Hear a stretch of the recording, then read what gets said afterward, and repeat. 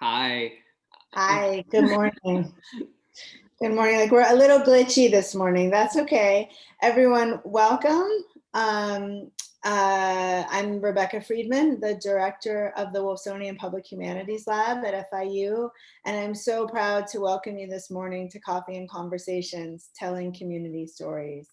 Hi, everyone. And I'm Julio Capo Jr., and I'm the deputy director of the WPHL. Thanks so much for joining us. We are thrilled to be here talking to one of our dear community partners, our friends at the World AIDS Museum and Educational Center, WHAM for short, which is kind of a super fun, I'm not gonna lie, super duper fun acronym. We're here with its executive director, Réquel Lopes, and its director of education and programming, Andrew Ruffner. We'll all chat about WHAM's ongoing efforts to preserve and share the stories of HIV and AIDS here in South Florida, in the United States, and way beyond our national borders. But before we learn more, a bit of background about our series. Although we're now in our fourth season, we started Coffee and Conversations at the beginning of the coronavirus pandemic as a way of sharing and strengthening community ties and supporting the great work being done by our many community partners. Over the course of the year, we've explored topics from how the pandemic has affected museums and cultural institutions, the histories of anti-Blackness in museum spaces and beyond, and explored new works in literature with the Miami Book Fair. So please visit our YouTube channel to watch our past episodes. Now with this season, telling community stories, we're highlighting the incredible work of our 8 trusted community partners, including World AIDS Museum.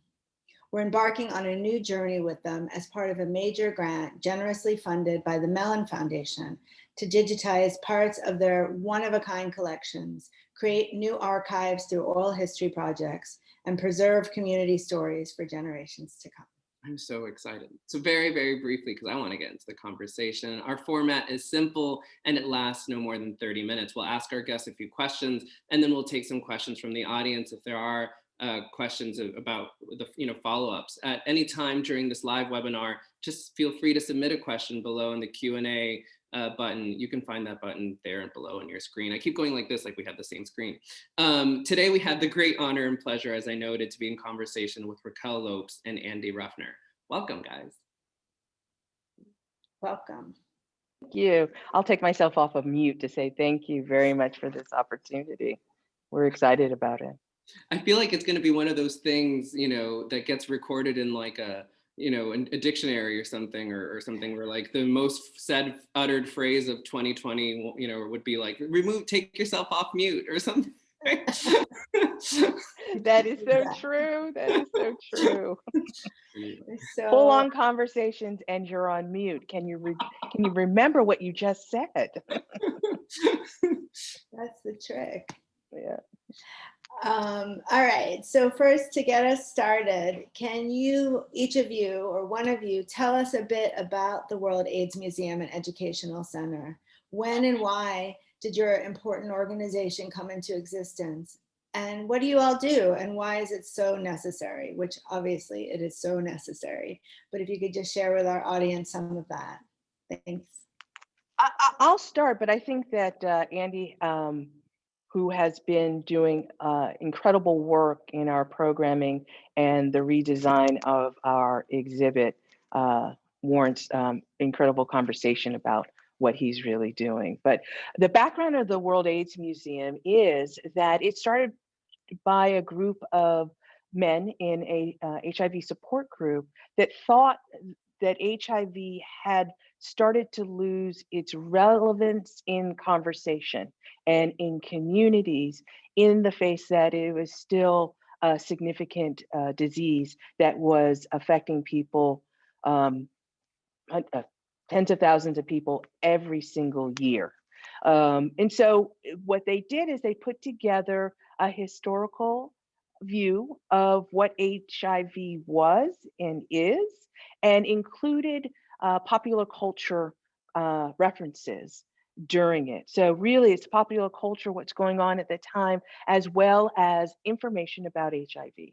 And so that was taken to area high schools, it was taken to area communities to really start the conversations around HIV. And in the same vein, also do education around HIV. A lot of education programs have fallen off on the wayside in the pursuit of getting rid of HIV infections. And that is great. But ultimately, I think we really go back to how do we educate and do the work so that people feel armed with information that can protect them. We've been in existence for about a little over 6 years now. And so we opened our doors in 2014, May 2014. Actually, we got into our space in May 2014. However, we really opened our doors to the public in September after putting together the exhibit, after making the space, our previous space, incredible for people to come and look at it. And so we were in Wilton Manors for the first 5 years. And now we're in ArtServe space off of Sunrise Boulevard that allows us to really be connected with an art vibe and other people who are really trying to do incredible work in the art space as well as what we do. So we're really excited about being here and the collaborations and connections that we have in this new location. And I'll turn it over to Andy now. Thanks. Yeah. So a quick story, I think, really illustrates the power of the museum. And even in this time when we have very few visitors kind of filtering through, we're starting to see people come in. It's really a great thing because we're in the ArtServe building. And so we get a lot of cross traffic and people kind of wander in and they're not sure if they should be here or not. And then they get hooked by the stories and they start reading and they continue and they hang out and really take in what we have to offer here. And one of the things that happened just last week that really struck me, we have a t-shirt from ACT UP, the really iconic Silence Equals Death t-shirt. Many of us have seen that and are familiar with it. And above Silence Equals Death, there's a pink triangle.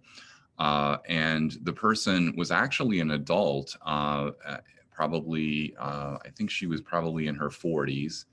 And she asked me, she said, well, I keep seeing this pink triangle because it's also in one of the other Keith Haring pieces that we have here, as well as in a painting that was done for an exhibit that we had last fall called The Colors of HIV.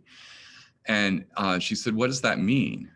And it just really struck me because as a gay man and as someone who's been working in HIV really pretty much since the beginning, because I'm a social worker, when I got out of school, you know, I've always been dealing with this in some aspect of my life. It just really surprised me that she didn't know what that symbolism was and the connections back to the Holocaust and the Yellow Star, and telling her about the other ways that people were marked, literally marked in the camps. And that just really drove it home for me. You know, it was a little, okay, you know, I'm going to answer that other email. I'm going to keep playing in that program because that's why we're here, is to help people be aware of that. And it's just a very simple thing. And it's not even directly related to HIV.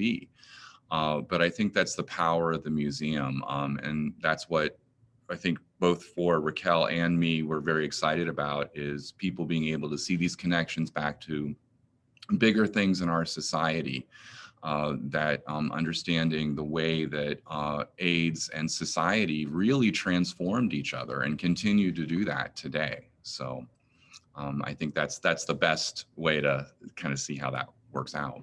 It's powerful. And that is both, you know, the origin story of the museum itself, and also, right, as people come into these spaces and yearning, right, for learning to, you know, for the knowledge that you all provide. That's incredible. You know, can I add to that? I also think that what's important and how we are now setting ourselves up for is that we're unpacking the story of HIV and really getting into the educational part of communities that were affected by HIV, not just through their contraction of HIV, but the stigma that goes along with it. One of the conversations we had yesterday was really unpacking, and we actually had it with Julio, about HIV and immigrants. And during the 80s and 90s, the stigma that came from just being Haitian. Right. And why that happened and what were the circumstances around it. And so that the labeling of a person with HIV has to be unpacked. And I think that part of what our mission here is to really tell the story of HIV in a more holistic way that gives information from various viewpoints. Yeah. And understanding that although the gay community was significantly impacted by HIV, there were others, and that others are still being impacted by it. And that if you think that you don't fall into a quote unquote risk factor for HIV, I think that we're all sorely mistaken that they have it and I couldn't possibly, because when we start doing things like that, then we are no longer keeping our eye on the ball for our own empowerment and our own health and healing.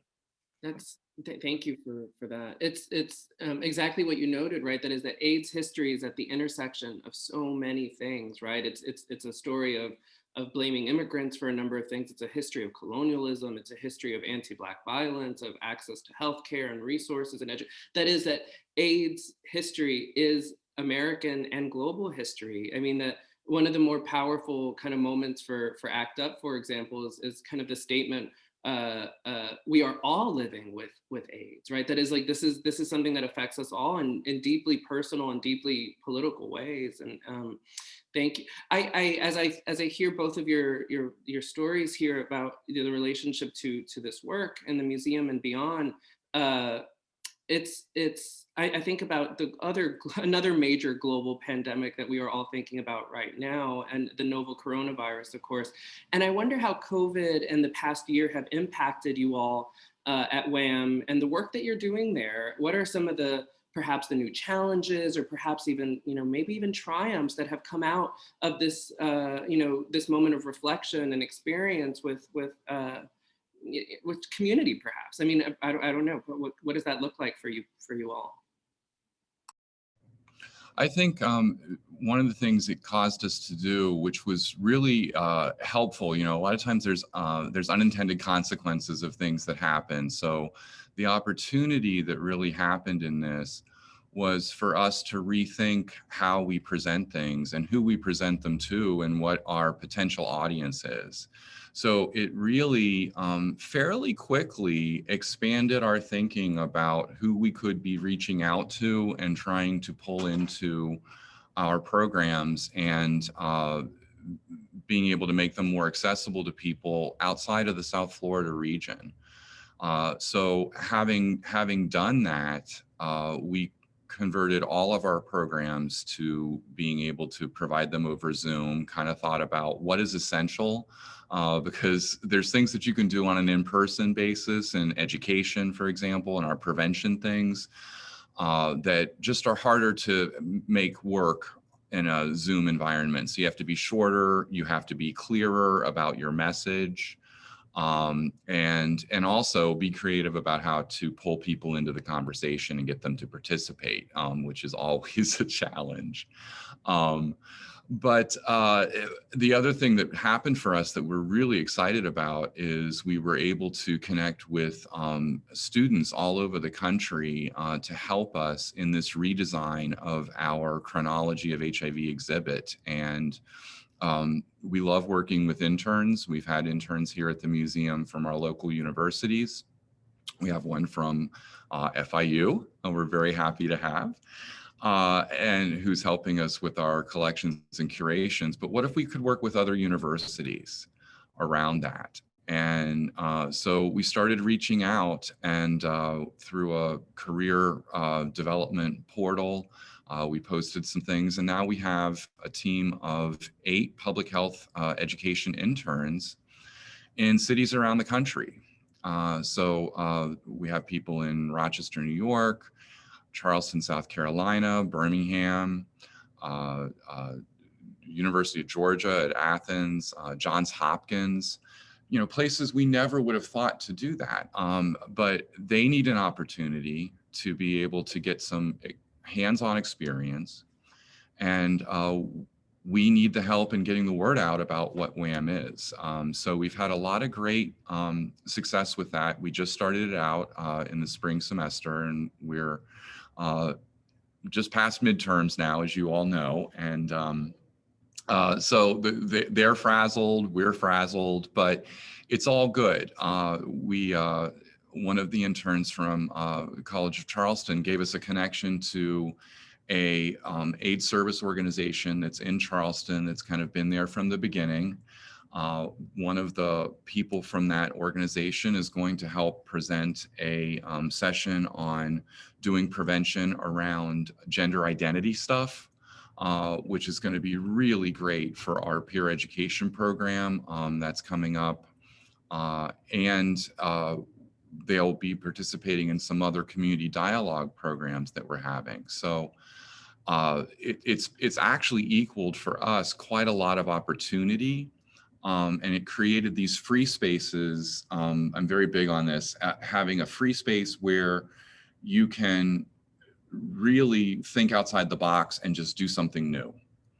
And we've been able to do a lot of that in this, and really thinking about strengthening our website, having more materials that when someone looks at a story that we have, for instance, on the discovery of HIV, there's only so many things that we can put on the wall, but we can connect that back to a website or for further reading and put a lot more depth to it. So we're just real excited about that. And there becomes then endless opportunities for students to get a hands-on experience of learning how to do that. How do we tell the story? What do we need to make available? So I think that's, for me, the biggest thing about it. I'm just really grateful that we were able to move on that. Sometimes it's nice to be small and mighty. And Réquel did a fantastic job kind of directing us through that and figuring out where the money was. So Réquel's gotten really great at finding the money. So that's another important piece. Fantastic, thank you. I mean, it's amazing. It takes just an incredible amount of creative energy to do what you all have done, and to kind of, as you said, kind of seize this new set of circumstances we all find ourselves in. So congrats for all of that. Would you talk with us just a little bit about like other kinds of programming? What else is going on if somebody came to visit you, or what you have going on right now? And then also maybe tell our audience how best to support you, because in this environment with Corona and everything being online and so forth, museums are struggling. Even if Réquel is amazing at getting the funds, we can always use more funds. So this is also an opportunity to let our audience know what's going on, and also how best to support you. How about, Réquel, I'll give a quick overview of the programs, and then you can talk about the support. So we have several regularly scheduled programs. We do, as I said earlier, we have an intergenerational peer education program that we started a couple of summers ago because we had a lot of people who are retirees here in the Fort Lauderdale area that really want to give back and do education in the schools, which is great. And we want to have representation and young faces that the youth can relate to. So I decided to quit fighting that and just put everybody together in a group. And let's talk about, because this is a community issue of stigma and HIV and fighting that. So that's what we do. We have a monthly meeting for that. So if people are interested in volunteering with us or getting involved in the education, all of our interns participate in that as well. And we actually use those folks. They volunteer to present our education programs in teams of a younger person and an older person in that. And then we also have a monthly program called the Community Dialogue. And this is something that the museum has done for years. Again, when we did it in person, it was primarily a South Florida experience. Every once in a while, we got somebody remotely to participate on a screen and be a big talking head. So we have different topics that we talk about in that for people to go more in depth or really look at a specific issue or topic. So the most recent one that we did here in March, which was a fantastic evening, was kind of taking a community approach to getting feedback to what we want to put into the museum pertaining to the history of HIV for women and girls, because March is Women and Girls HIV Awareness Month. So through our contacts, Julio introduced us to Jennifer Breyer, who's an incredible historian who has done work with women around HIV. And then we had another panelist was a woman who's living with HIV and now works for the Florida Department of Health up in Palm Beach County. She's the minority AIDS coordinator up there. Then Dr. Puga, Dr. Anna Puga, who is a pediatric HIV physician who has been here from the very beginning. I mean, she got out of med school and dove right into this. And so getting these three different perspectives and kind of setting up that dialogue. So we do those once a month on a Tuesday evening. Those are all streamed, and we have different topics coming up with that. And then we do a once a month film discussion series. It's just a 1-hour program where we look at clips from different types of films that have been done about HIV. So they might be an actual feature-length film like Dallas Buyers Club. It might be a short documentary that people aren't familiar with. And the goal is to expose people to the content that's available out there, to let them know this is something that's there, as well as to have a discussion and kind of critically look at it. So for example, we looked at the movie Longtime Companion a couple of months ago, and it was a really fantastic discussion. And what was so cool about it was some of our interns were participating who are 18, who are 20 years old, around 20. And to have them watch this very early movie and that whole language even of longtime companion that was used, and then kind of, you know, when you see the movie again, it's like, ooh, here come the 80s, you know. So it was a really good exposure for them in that. So those are all regularly scheduled programs. And then Réquel's been working really hard on a special program that we have coming up, and I'll let her tell you all about that. We also, I'm sorry, maybe I missed it, but we also do a spotlight series on the first and third Wednesday of every month. And that is an opportunity that came out of the COVID-19 pandemic, is how do we continue to be relevant and also gather stories from all over around intersections with HIV. And so in May of 2020, we started doing that every week. Every Wednesday at 5, we were highlighting, spotlighting, featuring an individual for 30-minute segments. And so in 2021, we thought that we should space it out. And so we do it twice a month. And it has been really incredible because it's a stream conversation that may or may not become an in-person conversation, because I think that we're able, or it might be a hybrid of the two, because it's an opportunity to really be able to reach out to people all over the world, talking about their intersection with HIV. So that's one of the things that that's a new program that was, came out of coronavirus. So that was good. But more importantly, how can you help us? Because that's ultimately what we do. We provide the information and the education and the stories. But how would you, if people came in and said, what do they need and how can they support us? Well, obviously, supporting by donation is a wonderful way. Another way is that we are a recipient of the Florida AIDS Walk. And the importance of that particular event is that it is double. So every dollar that is raised is matched 100%. So if you give $10, we get 20. If you give 100, we get 200. And so that's what we really started to work towards. How do we allow people to help us and empower and feel empowered that they're also contributing significant to the mission of the World AIDS Museum. Another thing is we do exhibits, we do receptions, and one that's coming up on April 7th is an exciting photography exhibit on pediatrics and children with HIV that a photojournalist named Smiley Pool did. He followed a group of doctors who were going around the world helping